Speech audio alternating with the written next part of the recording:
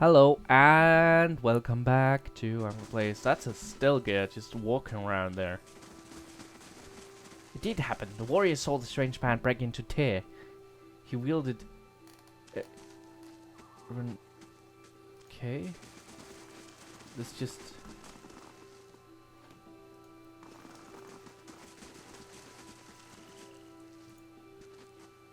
passage is where I... this path... okay. So there's a big long house in the middle. This would be it. Okay. Long house.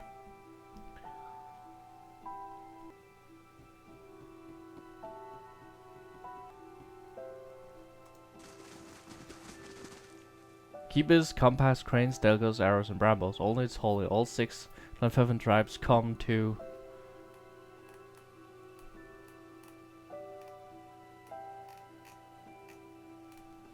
I didn't get that at all, Kana.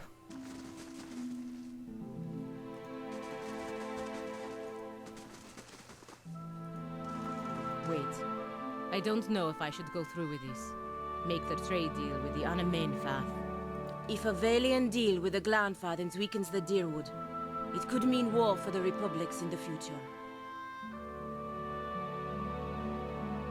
What other option do you have? I could put the idea in the Ananmenfath's head that the Republics are not interested in exclusive trade, but limited trade of goods that they do not already trade with the Deerwoodens.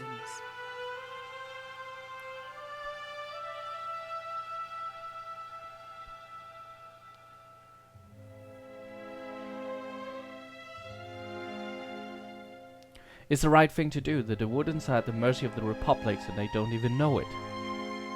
Your actions today can prevent further suffering.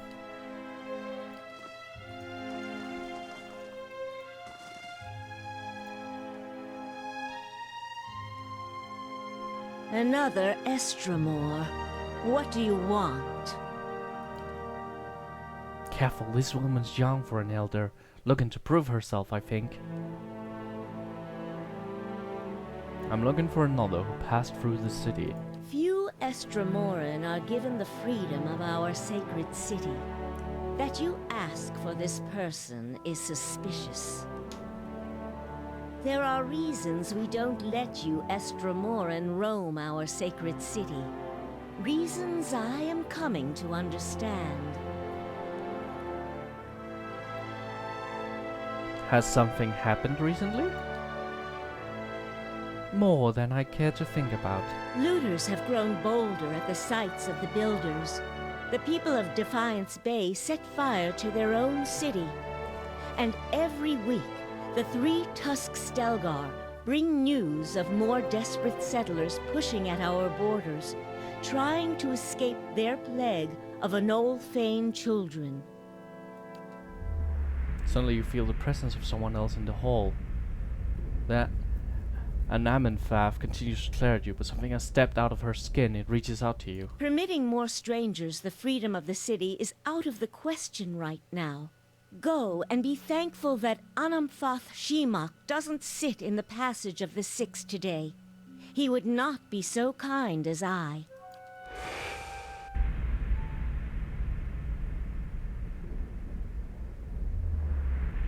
A vision of an olden man appears near Breville. Has the same green-brown fur and hazel eyes as she does. Help me reason with them. He points behind you. Turning, you see the ghostly shapes of Firebolt Ammon and Ananmenfath. Another Olin with tawny fur and a scarred face. A frowning dwarf. A black-furred Olin and 2 elves. Who's that other Olin? He looks just like you. Is this your idea of a joke? Your kind have no sense of subtlety. Spectral Olin takes another step from her, setting his foot down with slow, heavy motion. Tendrils of essence strain between them and he grimaces and leans forward as if struggling against a gale. War. They're headed for war. Remind them of Ferbert's warning.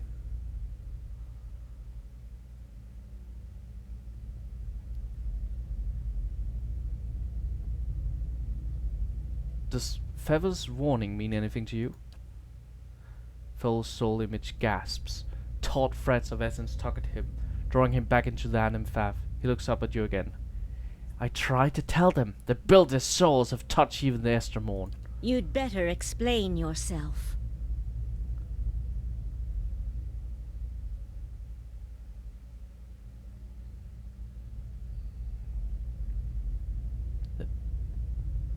The builders' souls have touched even the Estermorn.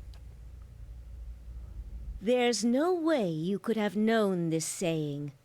Not unless you are a Galuth on Anams, a watcher of souls. Ferrell tried to warn the other tribes about something. What was it? Feralt's warning came before the Broken Stone War. Feralt, my ancestor on my mother's side, was Ananmenfath of our tribe then. When the Estramoric farmers defiled the builders' monuments, Feralt urged the other Ananmenfatha to patience, but louder, angrier voices prevailed. Feralt believed that the invaders could be taught to respect the builders as we do. He also believed the builders' souls had spread to all peoples, and that we should avoid needless conflict with others. More practically, he worried that a violent response would only spur further bloodshed across the generations, and you can see where we are today.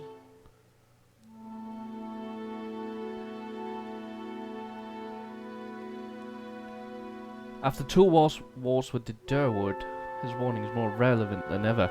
While Feralt's words were shrewd, they were ignored back then. Simply remembering his warning now will not undo the wars and the changes that the years have seen.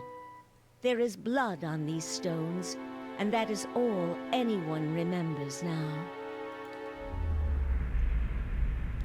An image of a polished attrocube flashes in your mind. There is writing on the sides, but the image is too faint for you to read it. Ananmenfath turns away from you and looks at the ground, gnawing a pointed claw.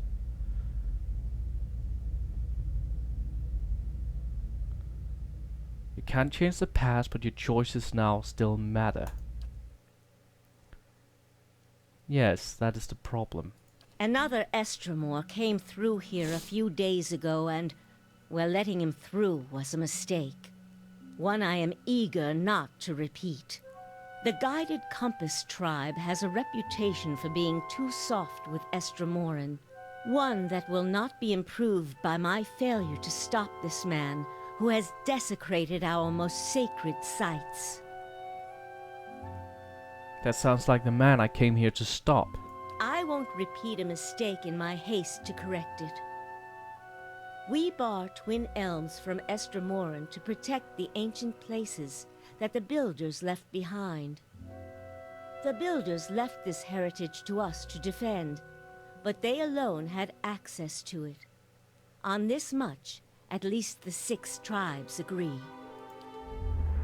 You again see the polycentric cornerstone in your mind. This time the image is clearer. Each face of the stone is described with a phrase you know by heart. You feel your lips form words. A gift from the builders of civilization to the guardians of the legacy. May the guardians watch the door while the builders keep the key. These were the words given to the keepers of the stone.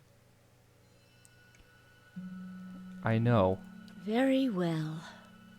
The city is yours to explore. Tell the guard at the gate that you come to see the cornerstone with the blessing of the Guided Compass. If the gods have truly returned one of the builders to us, find the Delimgon of Ter Everon in Elm's Reach. If the gods have sent you here with a purpose, the Delimgon will know. In the meantime, I shall be here to assist you. One of my companions, a representative of the Wayland Republic, wishes to discuss a trade issue with you. Yes, the Wayland godlike, blessed of Hylia. So they say. The Ananmenfath's face shows no outward emotion, but her voice betrays annoyance at Pelagina's interruptions. And diplomat of the Duke's bells. I understand you were to be sent here with trade assurances from your masters. Revered Ananmenfath, it is true that I was chosen to convey these assurances, but understand that was fashioned more for war than etiquette. In these dangerous times, perhaps it is better to send warriors to do diplomats' work. Indeed. Ananmenfath regarding the exclusive trade agreement. Not hit. The Republics feel it will be in the best long-term interest of all parties if you maintain your traditional good trades with the Durwood. A strange turn. What did the Republics want then? Under Tara's pearls, trade will be picking up quickly on them in the Eastern Reach. You will buy them exclusively from us for the next 5 years. In exchange, we will be your exclusive market for Adraban and Caro Golden for the same period. An interesting proposition, Valian. We will send emissaries south to discuss the details at greater length. Your appearance here speaks well for your Duke's intentions. Revered Ananmenfath. That's it. My position in the Brotherhood gone. I can't believe I just made up new trade terms to the Glanfath and Ananmenfath. Postinago. You did the right thing for the Republics. Even if the Dukes can't see it from their vantage, you can deal with their disapproval later. Verus. They have a saying in Biajepe. New gold clears even the oldest debts. If I'm right, all will be forgiven. If not, there's nothing I can do about it now. Just say the word. Okay, well, I guess that's that then. Alright, so let's check endurance, master below, travel to cliffs you saw in the vision, find Jerusalem knows more about the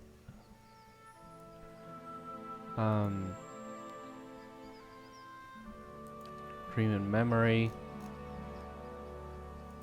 Okay, so I think we're going to Elm's Reach. I think that's where they were supposed to be.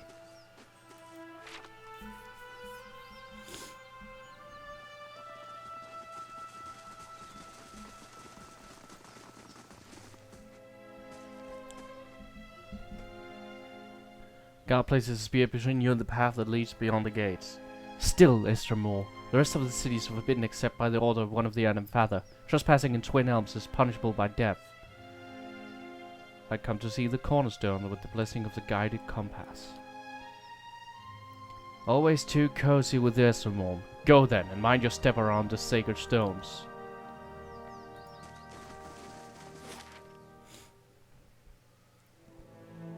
So I think they were supposed to be in Elm's Reach. I don't remember exactly where the druids were supposed to be, but I might...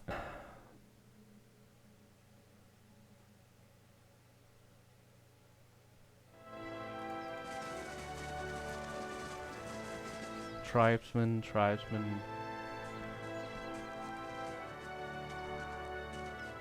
That's a lot of names.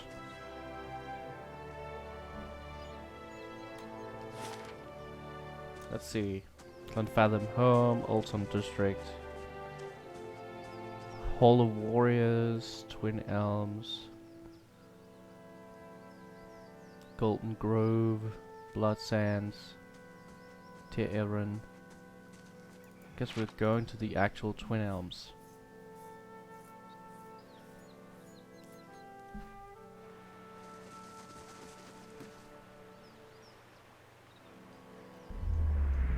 You have stayed true to our cause, Inquisitor, when so many others have not.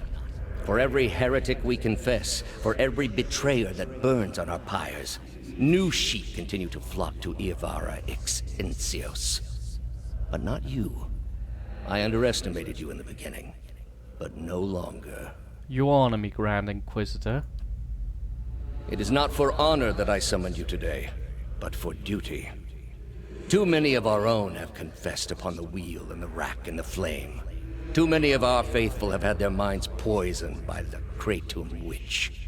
The tide is against us now. We have but one option. Iavara's following must see her exposed for what she is. She must confess her heresy before my court. How would we reach her? Not in Kratom, surely.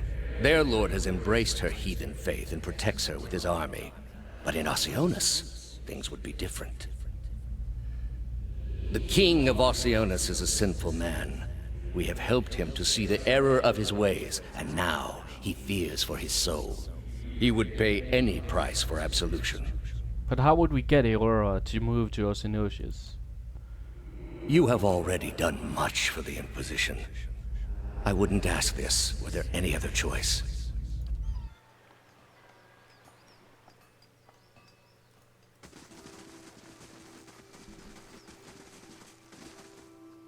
Oh wait.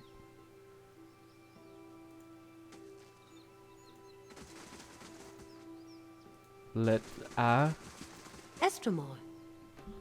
Welcome, Mr. Moore. I've got herbs and potions for sale. Looking for something to ease your travels, or something to make them more interesting? Whiteleaf.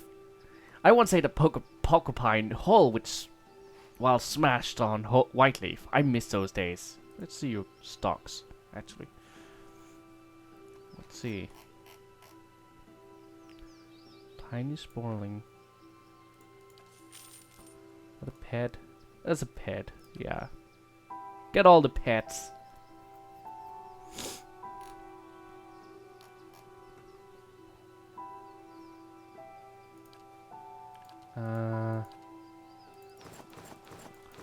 Where are all these hats?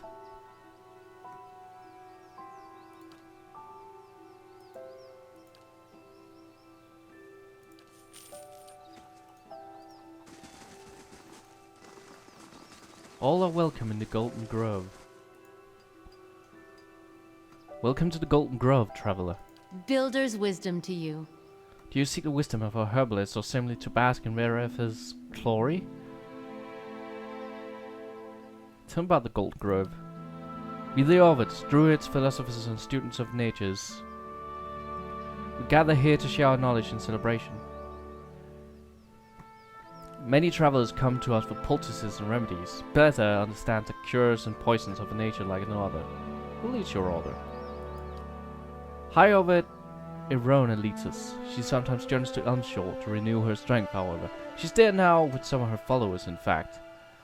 Erona is a mighty elm among us. She's lived for generations. There are none who understand the world as well as she, and we're fortunate to have her wisdom to answer our questions. What do you believe? We believe the knowledge is found in the exploration of the natural world. We do not, as some have said, oppose the gods. We simply believe that we have found a brighter, more peaceful path than devotion. Like to know more about Erona? Why, you must meet her for yourself. She is wise and kind, and she has led our order from the beginning. Yet she walks among us and gives freely of herself. That is what so many of us cherish about her. She is present among us in many ways that gods never are. Okay. I guess she would be the one to ask about the Autumn Stilgar.